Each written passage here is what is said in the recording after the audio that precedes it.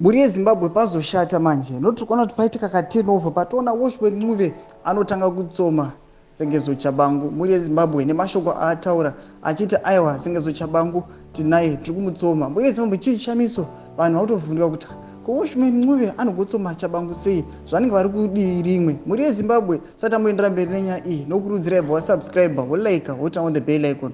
Torambochana maupdates andokupa pano paZim News Live nokuti Zim ai inofambira nyaya idzi uye ichinyora ichiti President Welshman Ncube said they would discuss Tshabangu's issue before he attacked the opposition leader CHAMISA, accusing him of escaping the party's challenges. Savanoya vachinyora vachiti mashoko akataurwa naWelshman Ncube achiti the Tshabangu issue is not in the past. The fact that we have pending court cases is not the past. All of these things are current and we have amended to address them.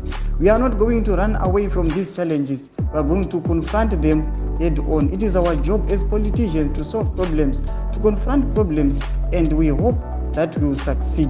Do mashoko anoitaurwa naPresident Welshman Ncube aiwa muri yeZimbabwe. Mashoko aya vanhu vari kutoshamisika nawo vachiti ko boy here Welshman Ncube kutsoma Tshabangu. Muri yeZimbabwe do mashoko atamboti timbokupai nokuti vanhu vari kutofamba vachitori kuti aiwa Welshman Ncube zvanenge akukanda Tshabangu pasi pebhazi.